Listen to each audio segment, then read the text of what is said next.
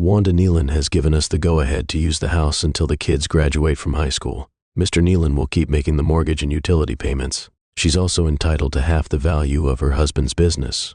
Mr. Nealon will keep making the payments for her vehicle. Mrs. Nealon gets 60% of all the assets, including bank accounts, investments, and retirement accounts. She also gets primary custody of the kids, with Mr. Nealon getting 2 consecutive weeks during the summer and every other weekend. Child support is set at $750 per month per child, which totals $1. Mrs. Neal gets $500 a month, plus $2,000 in maintenance. $2,000 a month is added to the divorce will be finalized in 90 days unless Mr. Nelson revokes the petition concluding the proceedings. Judge Marie Matthews banged her gavel as she began to rise. I uttered the single word that would lead to changes dominating the next several months of my life. I responded to her challenge, stating that I wasn't sure what was difficult to understand. I offered to provide a definition if the word was challenging for her. Judge Matthews froze Mito's motion. Her head swiveled so fast that it seemed her neck might snap off. She looked like she couldn't believe I'd said that word in her presence. She slowly returned to her chair, her features shifting from shock to pure fury. Once she was back in her seat, the cold stare she gave me could have frozen water on the surface of the sun. She was angry, and she knew what was about to happen. She didn't care. She'd planned the next few minutes, and she gave me 1 minute to apologize, or I said she should be ashamed of herself for being so unfair. I told her that at least she would have made one correct ruling that day. I said I had nothing but contempt for the situation. My lawyer whispered in my ear, fumbling through his briefcase. He was probably looking for something to silence me. She gavelled again and threatened to see how much contempt I would have after 30 days in jail. I said 60 days and wondered if she cared to try for more. I said I thought if she got laid occasionally, she'd be a better person. I extended my right hand with the middle finger up while mimicking the gesture with my left hand. I suggested she could ride them to a climax, perhaps making her less of the person she appeared to be in my view. She was in more dire need of a change than any woman in history. At that moment, I reflected on the situation, thinking that someone might have dialed emergency. I considered 2 possibilities. Either she was on the verge of a stroke or her head was going to explode. Surprisingly, the smoke coming out of her ears wasn't visible. I couldn't see her ears. I didn't think it was possible for someone's face to turn that shade of red after my outburst. She was clearly upset and sentenced me to 90 days. Her voice sounded satanic, and the BFFs took hold of me. My lawyer had a look of concern on his face, and the courtroom was pretty shocked when I couldn't hold in my laughter. I guess that explained the visits by psychologists I had in lockup over the next couple of weeks. The letter from my lawyer's law firm the next day stating they were dropping me as a client wasn't a surprise. So you might be wondering what all that was about. I thought I'd give you a little background. My name is Michael Nealon. I'm 31, and I was born to a very nice middle-class couple in the heartland of America. I was raised with traditional values, where there was a strong sense of right and wrong. You respected those that deserved respect, and you didn't cheat when you gave your word. It meant something. The ethos I grew up with was to work hard, be generous with what you have, and live up to your values. Do unto others as you would have them. Of course, most people never think about the other side of that. The Christian thing to do is to turn the other cheek. But I've never been good at that. I've always had what has been described as an extreme stubborn streak combined with my sense of justice. When I make up my mind that someone has done me wrong, I set a course of action to deal with it. Nothing can dissuade me from my path. There was one time in high school, when I was going out by this point, we'd been dating for a couple of months and had an argument about something that led to our breakup. I put that in quotes because it was kind of understood that it was only temporary.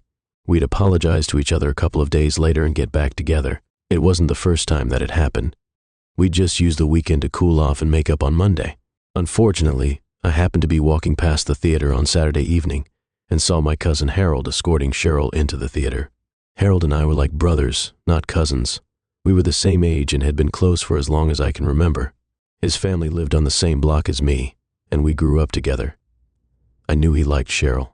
He knew we'd broken up, but he also knew we'd probably get back together after the weekend. We don't do that to each other. From that moment on, he was out of the picture. When Cheryl tried to talk to me on Monday, I ignored her at church on Sunday. Harold came up to me and tried to talk. I stared at him without saying a word when he finished talking. When I finally turned around and walked away, his family came over for Sunday dinner. I ignored him. He tried to play video games with me, but I stopped playing and went to my room. Our parents tried several times to get me to talk to him, but I refused every time. Even a year later, after I actually took his girlfriend from him, I still refused to have anything to do with him. I did smack him up when he confronted me about stealing his girlfriend, but that was it.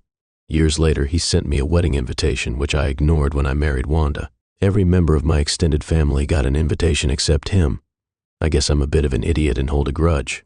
The thing is, when someone wrongs me, I don't forgive unless it was an honest mistake.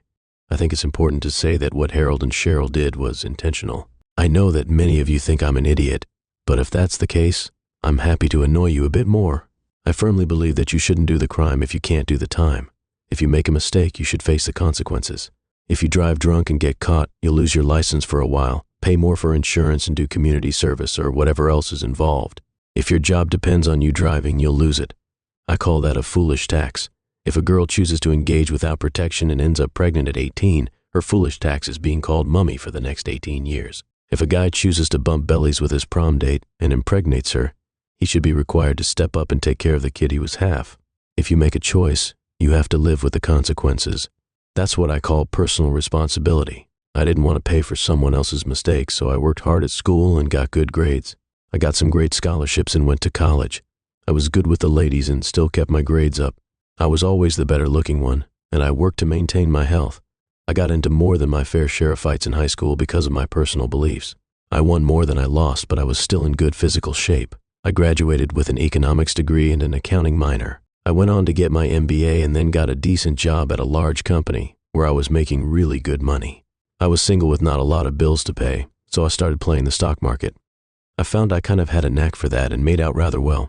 I had been working for a few months when I met Wanda at a party. We hit it off well and I asked her out on a date. She accepted and it went from there. I have to say she was beautiful. I kind of laugh at that. How many guys ever say that their girlfriend is ugly? Sure, she may be unattractive to someone else, but to them she is beautiful anyway. I can say that Wanda is beautiful because she always attracts attention whenever we are out. In fact, every one of my friends has commented on how they will try to move in if we ever break up. Some of my lesbian friends have even commented on trying to turn her if she becomes available. Eventually, I asked her, and she accepted. We got married. I should probably mention that Wanda did go to college. I like to joke that she went for her M degree, but didn't get it. She did graduate with a degree in art history, though, which qualified her for a job as a barista at Starbucks. For those who are confused, a Mrs. degree signifies a girl that goes to college to put off adulting for a few years. Graduates with a husband to take care of them for the rest of their lives. I know I'm being a bit arrogant, but I stand by it, so we settled into marital bliss. She quit her job a week before the wedding and settled into becoming a stay-at-home mom. Our bed life was great, and we bought a nice 3. We were doing well at my job, and I was also making good money from playing the stock market. We weren't really living extravagantly, so we were able to set aside a considerable amount of cash. All my bonuses went into our investments, along with maxing out my WEH contributions. My aim was to retire before I turned 40 and was killing it at work. My employer gave me some great bonuses and promotions, and I was on the fast track up the corporate ladder. A few years into our marriage, I got home one Friday evening to find Wanda dressed to the nines with a huge smile on her face. Up and get showered and changed. We're going out to celebrate tonight. Daddy, wow. Did she just say what I thought she said? I was shocked. We'd been trying for a few months, so it wasn't like this just came out of the blue. Still, it was a surprise when she said that it finally happened. I took her in. I gave her a big hug and kissed her all over her face. We decided to keep our celebrations low-key for a while because of her pregnancy and the baby. That night, we lit up the town. The next few months were full of joy and preparation for the new life we were bringing into the world. A couple of months later, we were hit with another surprise, twins. I was over the moon. I couldn't wait to spoil them and have 2 little daddy's girls. I felt on top of the world. The day finally came, and we rushed to the hospital. Our 2 girls were born a few hours later. They were beautiful, healthy, and had all their fingers and toes. As it turned out, they were twins. The girls were born a few hours later. They were beautiful, healthy, and had all their fingers and toes. As they were twins, they had to stay in the hospital a couple of days longer than normal, but everything turned out fine when we took them home. Both families were there to greet us, and everyone was happy. I noticed my mom staring at them almost constantly. I think she was so happy because I finally gave her the grandchildren she had been wanting. My life had changed a lot. I was looking at them all the time. I think she was so happy because I finally gave her the grandchildren she had been wanting. Life had changed for us. I decided that working for the big company was keeping me away from my family too much. I had a lot of money available, so I decided to form my own company. I was doing pretty well investing and playing the market, so I decided to get the necessary licenses and open my own investment firm. I had already been helping a few of my friends and relatives, so I talked to them about becoming official clients.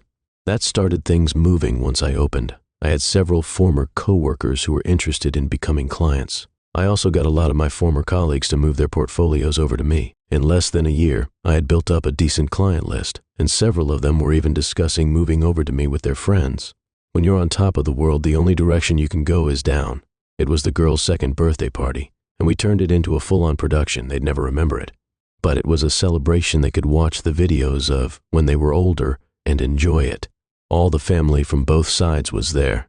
We were all having a great time until I was just about to come out of the bedroom after using the bathroom. The hallway bathroom had been in use just before I was about to get to the door. I heard my mom talking to her sister in the hallway. She mentioned that she couldn't figure out where those blue eyes came from. Her sister, Mayan, suggested asking me about it. Mom replied, saying that she couldn't. Just imagine what would happen if I found out that they weren't mine. She was really worried about how happy I was and thought it would probably be a huge shock to me. I couldn't listen to any more, so I quietly went back to the bathroom and locked the door behind me. I had to think. I had to be related to someone with blue eyes. My eyes were kind of a muddy brown, and Wanda's were more hazel. I thought about everyone in my family and realized that the only person I could think of without brown eyes was my cousin Mary, whose green eyes came from her father's side. On my father's side of the family, I couldn't remember anyone with blue eyes. After a while, I realized I needed to calm down and get back to the party before I was missed. I put on a happy face and went back to the party, even though it had been a tough day. I acted as I thought I should, but I was still thinking about what I was going to do later. Eventually, things quietened down, and everyone left. I was putting the girls to bed that night. I looked at their features, and some looked like Wanda, but others didn't. I couldn't say for sure who they were. The next day, while Wanda was asleep with the girls, I ordered supplies to be delivered to my office using a company credit card to hide the invoice. At the same time, I researched local PI firms because I was starting to think that Wanda had cheated on me nearly 3 years ago. If she had, I needed proof. A few days later, the items I'd ordered arrived, and I'd also met with and hired a company called Pro Investigations. I gave them all the information they needed to hack into Wanda's phone, tablet, and laptop at the same time. I made some financial moves. If she wasn't cheating and the girls were genuinely mine, these actions wouldn't matter. But if my suspicions were accurate, they'd safeguard my money from her reach. I refused to fund her unfaithfulness or someone else's children while the girls if she was cheating. Then so were the girls and I. If she chose to have a baby with someone else, they could take the financial hit. Nothing was finalized yet, but I was waiting for proof. 2 weeks later, I got the letter at the office. I locked the door and cried for an hour when I saw that they weren't mine. I had a feeling it was true, but I kept hoping. The next day, my PI met with me and showed me all the proof he had. Wanda was still involved with her blonde-haired, blue-eyed personal trainer. I met with him a couple of days a week and even took the girls to his apartment. The audio confirmed their awareness of the real seed donor. The next afternoon, I consulted a divorce lawyer and rejected his conventional advice, prioritizing the children's well-being. I made sure I prepared the documents, but I left it until later to file them. It took 2 months, and with no income or assets, I left Wanda surprised when my cousin Howard and his wife Cheryl showed up that weekend. I told her that Howard and Cheryl had come to see me in my office a couple of weeks ago. After some serious discussions, they acknowledged their wrongdoing, apologized, and I decided it was time to let things go. I think it's time to let things go. You know, you people are so gullible. Yes, we reconciled. It's true that Howard and Cheryl did visit me in my office last week. They did apologize again. That's all accurate. I'm an honest man and I'm not lying about any of that. I genuinely forgave them and welcomed them back into my life. However, I may have overlooked a couple of irrelevant details, just coincidences. Cheryl's family includes members who, let's say, aren't exactly. Some of the guys are pretty rough around the edges. There have even been rumors that a few of them are enforcers for a local group of shadier businessmen, but that's just idle gossip from people who don't like them. A couple of days before Howard and Cheryl's visit, there was a news story about a personal trainer at a local gym being mugged shortly after leaving work. He tried to fight off the 5 muggers, but they overpowered him and took his wallet, car, and stripped him. They proceeded to brutally assault him, resulting in a broken jaw, shattered nose, broken ribs, a broken arm, a dislocated kneecap, and ruptured testicles. He'll be in the hospital for at least a couple of weeks. The police should address the crime issue in town, but there are no suspects since the attackers wore dark clothes, gloves, and K-masks. Doctors expect the victim is a fair-haired, blue-eyed man. The victim is expected to make a full recovery after reconstructive surgery and significant physical therapy. However, it is unlikely that he will be able to engage in close physical contact over the next couple of months. He will also discover that his car has been taken to a chop shop, his credit cards have been maxed out, his bank accounts have been emptied, and his identity has been stolen for the dark web. This will lead to years of legal battles. Wanda was despondent for about a week after the mugging. Despite my offer to enhance home security, Posse was still concerned about the rising crime rate. On Monday morning, I instructed my lawyer to complete the paperwork and file it, aiming to have her served on Friday in the late afternoon. He tried to persuade me to make changes, but I remained firm. By Tuesday, the forms were ready for my review. We met at his office to finalize everything. He warned me against my course of action, but after some thought, I decided to humor him. I gave her the house and even threw in the investments. However, I made it clear that I wouldn't pay a penny beyond that. If she chose to keep the house, she'd be responsible for the mortgage and utilities. Notably, there hadn't been a penny and I'd had the investment accounts for over a month, and I had no issue giving her 100% of zero. Wanda had no idea that I'd been moving all my tools and equipment from the garage.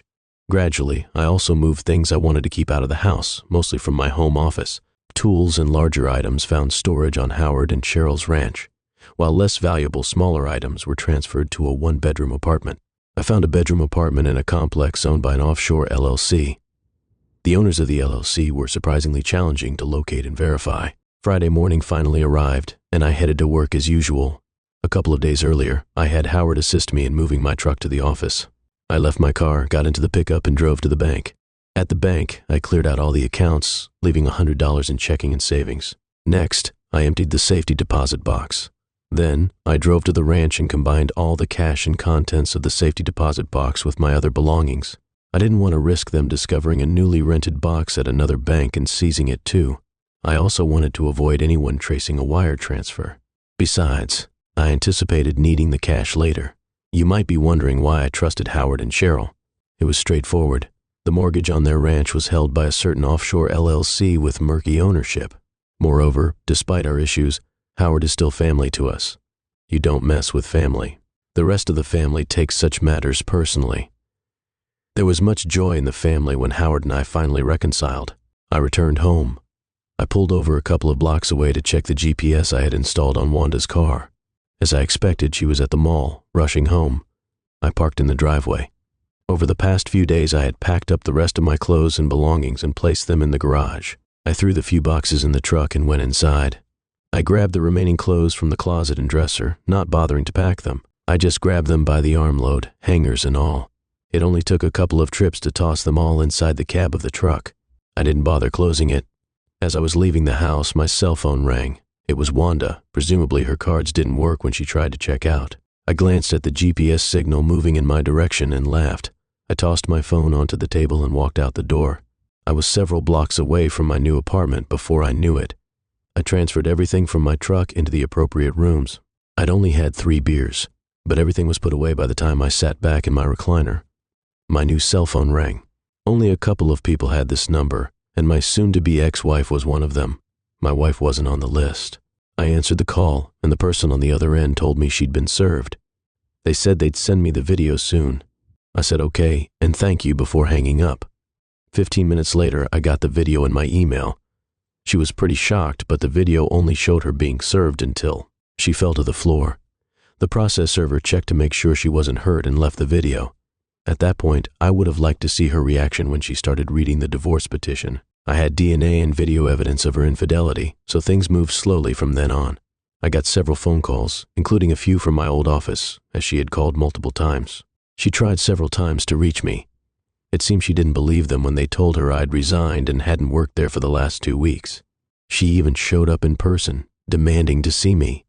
That didn't end well for her. It took the police being called to escort her off the property. Howard made a couple of calls. She began pressuring him to reach me, suspecting his sudden appearance was too. My sudden divorce and restraining orders for my former company and Howard were filed around the same time. 2 weeks later, my lawyer finally got in touch with her to find out who her lawyer was, but she hadn't hired one yet.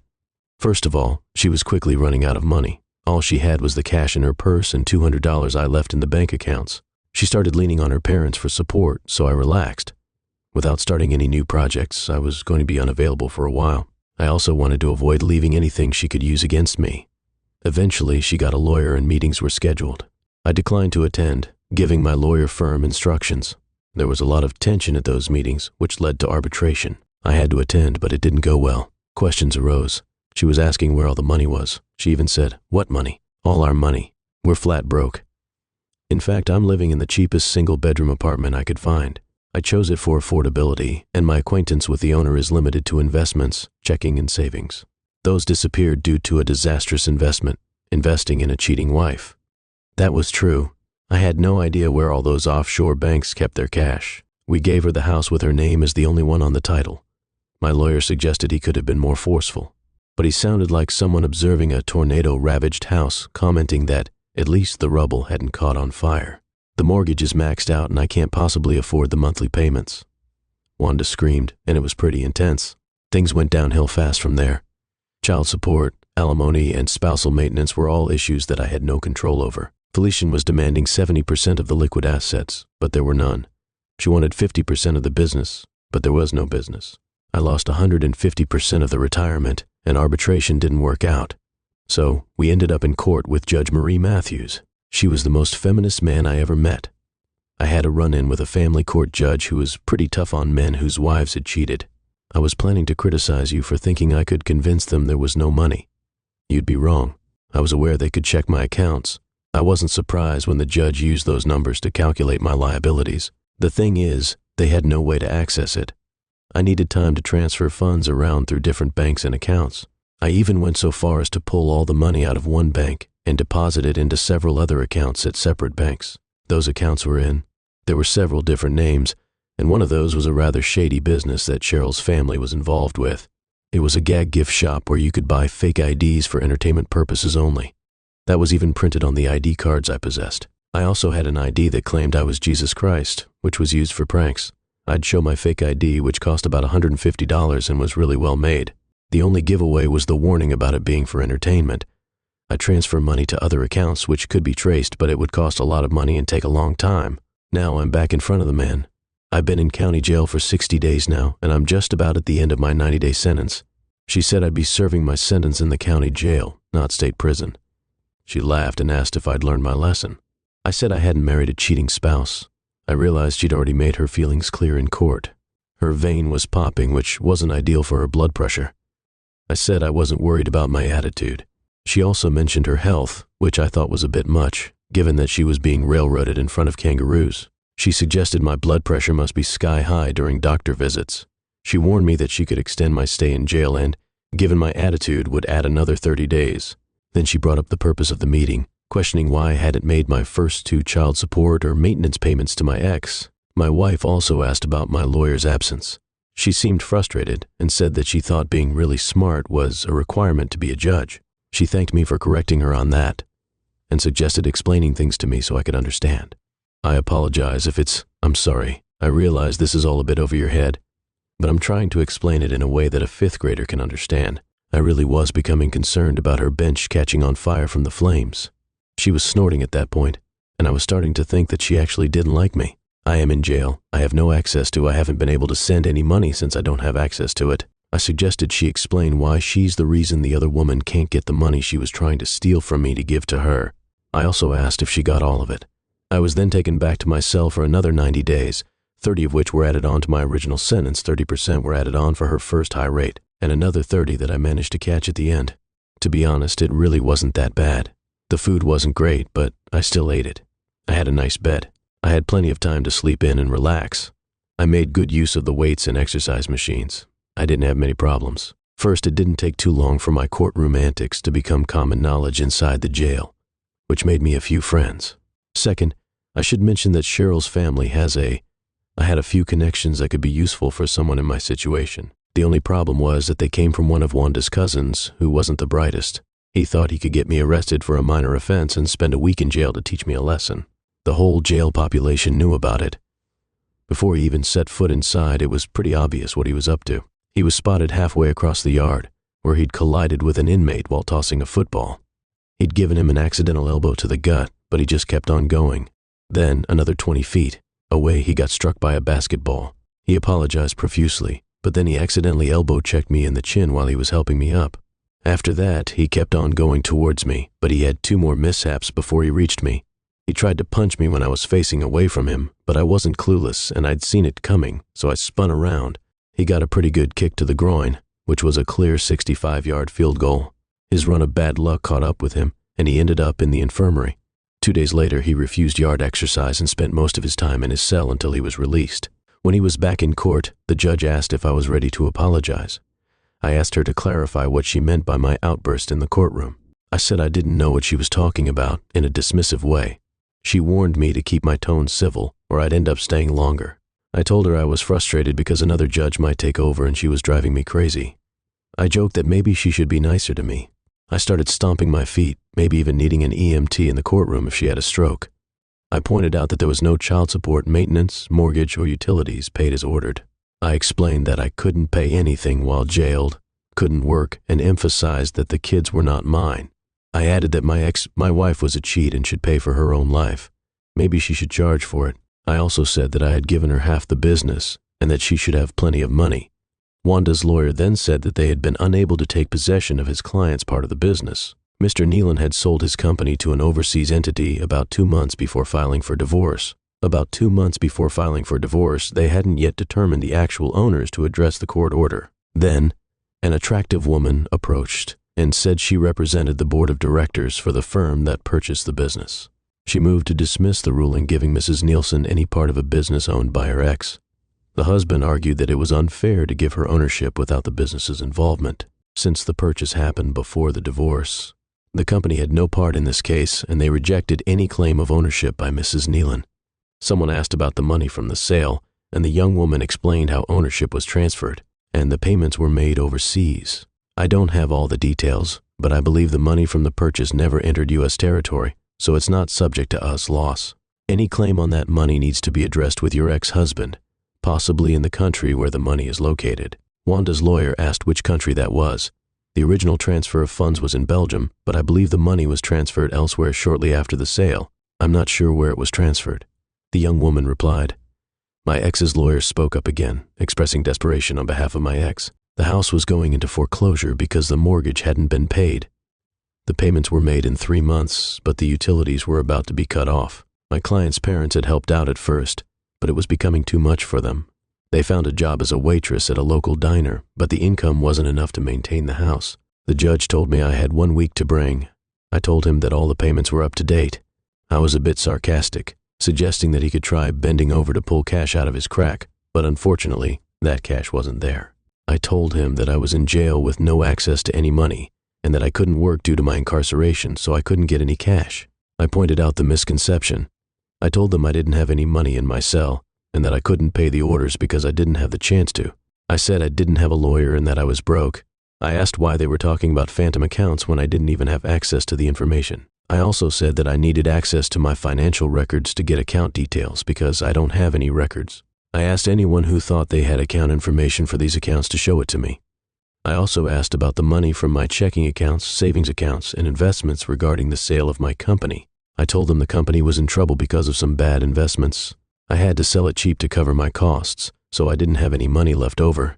When they were doubting me, I just shrugged and said I didn't care if they believed me. I even challenged them to show me the account where I was hiding the money. I suggested that my ex-wife had taken it while we were together. My wife had stolen the money while she was with her boyfriend. Her lawyer said that my accusation didn't make sense. I said that it made just as much sense as keeping me in jail, where I have no access to money, and then demanding that I make all of these payments. You all want the judge to ask if I was aware of that. I said she could keep me in jail until I paid. I looked at her as if she had just grown a third eye. I played along, saying it had sounded logical to keep me where I was unable to comply with their orders while making demands that were simply impossible for me to accomplish. 3 months later, the house under which Wanda lost her Lexus to foreclosure because she couldn't afford to make the payments. She couldn't afford an apartment for herself and her daughters, so she moved in with her parents while working 30 hours a week at the diner. They pleaded with the judge to release me so I could start making payments. My boyfriend is now out of the hospital and in physical therapy. He's trying to resolve his financial situation, but he's having trouble because his credit rating is really low, and he only has minimal insurance coverage on his car. He couldn't benefit from time at the gym because he faced high deductibles, making it a lengthy process to pay off his medical bills. I reached a deal with the judge for release from jail to secure employment and initiate payments, surrendering my passport due to suspicions. I started working at Taco Bell and living at the ranch with Howard and Cheryl. I was aware of the surveillance, but I already had most of the cash in my possession. This routine lasted for the next 3 months. Wanda used a court order to garnish my minimum wage.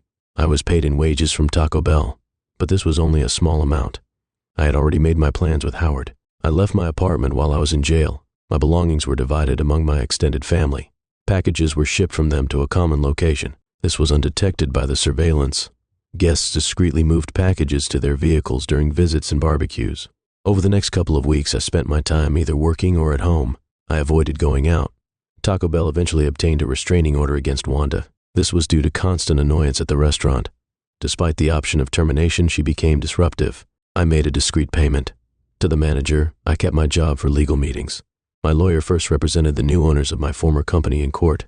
I then hired her as my lawyer. She was bold, especially during poolside encounters. I said that lawyers in Russia consider scruples a form of payment. They have large paintings on their walls. So, you're probably wondering about my finances. I did sell my firm. I didn't sell it to myself. I wasn't going to give Wanda any chance to. I came across some information that she could use to claim a share of the firm I was selling. I didn't want to sell it to her, though. I needed the cash. The sale happened overseas, and since the money never entered U.S. jurisdiction, it wasn't subject to any U.S. laws. The only way Wanda could access it was if I brought any of the money. I put it into a U.S. bank account, which made it vulnerable to her claims because of the judgments against me. That simply wasn't going to happen. It was a significant sum, plus I had around $200 in cash on hand from the safety deposit box, checking and savings accounts, and safes with cash. I used some of the cash for my plans, but I still had about $150,000. I wasn't planning to take any cash with me, so it was a lovely Saturday afternoon. We were having another barbecue with the extended family. All the preparations were complete, and everything was set. The party was a blast. I helped Howard with the grill and smoker. Julia, my lawyer, was there too. Later in the afternoon, one of Cheryl's uncles approached me expressing gratitude. He was pleased to see me and said he was glad we'd finally reconnected. We had a quick chat, and he handed me an envelope. I passed it over to Julia for safekeeping. Later on, I made an announcement that the lion holder for the ranch had declared that the mortgage for the ranch had been paid off. This means that Howard and Cheryl now own the ranch free and clear. We had a great celebration and partied hard that night. It was late when the guests started to leave, and Julia couldn't stay the night because she had a flight to catch the next morning. She left with a group of 6 other cars. Interestingly, her flight was out of an airport in the next state that she had packed everything in her car. When she came to the party, she never went. Instead, she went straight to the airport. Nobody saw the man get out of her car in the parking garage, and nobody noticed the man walking behind her as they went to the international terminal. Michael Nealon couldn't travel outside the U.S. because he'd given his passport to the court. Mitchell Nelson's passport didn't even get a second look. Nobody even looked twice as they sat together in first class on the flight too. Mexico City Julia Davis suddenly disappeared there instead, and Jimmy Nelson joined Mitchell Nelson for their connecting flight to Ecuador 2 days later. Greg and Samantha Cooper reached their hotel on the Caribbean coast of Costa Rica, becoming members of the Mile High Club. Oddly, an old Chevy pickup resembling the one that disappeared from Howard and Cheryl's ranch awaited them 2 weeks after the barbecue. A bench warrant was issued for Michael Nealon. He was fired 2 days after the barbecue for no show, no call, and no payments to his ex. Howard and Cheryl faced the court as a lawyer in a doll 5,000 skirt suit, argued that the couple had no responsibility towards their cousin who rented a room and disappeared. They even filed a suit against him for back rent. All they could say was that he drove off in his old pickup one afternoon and never returned. No one believed them, but there was no proof to the contrary. Over the next several years, Greg Cooper ran a small charter fishing boat, and Samantha managed their cantina. They were prosperous in the small village, living in one of the larger haciendas with several luxuries. Guests visited. Sometimes other family members would join them too. It was a simple yet lovely life for Greg and Sam, who loved each other deeply. Most evenings they entertained guests in the cantina or their spacious hacienda. They were wealthy and kind to all, and they were welcomed into the community with open arms whenever they needed help. They also donated generously. When he wasn't on his boat or in the cantina, Greg played the stock market. He even set up accounts for some locals to help them with their finances. I had a good laugh a few years after he escaped to Costa Rica. Judge Marie Matthews' wife was a real piece of work. The judge caught the woman cheating with another man. She'd paid child support and house payments for her ex-wife's kids since they split. The ex-wife moved her boyfriend in, continuing their affair. They acted like a typical couple, and rumors circulated about their wedding date. It was set exactly 1 week after her youngest son graduated from college, coinciding with the end of the judge's financial obligations.